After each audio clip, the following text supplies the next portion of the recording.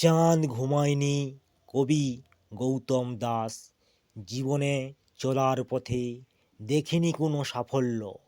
অর্থনৈতিক শক্তিতে, বুদ্ধিতে জীবন নিম্নমুখী। অস্তিত্বের সংগ্রাম, নিজ অস্তিত্ব বিলুপ্তের পথে। প্রত্যেক মিনিটের ব্যর্থতা দিয়ে দিন শেষ। রাতের বিছানায় শুয়ে জানলা দিয়ে দেখলাম সবাই ঘুমের দেশে পাড়ি দিল। যায়নি ঘুমের দেশে রাতচরা প্রাণী। মানসিক ও শারীরিক বিষাদের জন্য আমার কাছে ঘুমের সুখ আসেনি। চাঁদটা টলমল করে এগিয়ে চলছে, কালো মেঘ ঘিরে ফেলেছে, আটকাতে পারেনি। আসবে সফলতা, চাঁদের মতো এগোবো। চাঁদ ঘুমায়নি। ধন্যবাদ। আমি গৌতম দাস।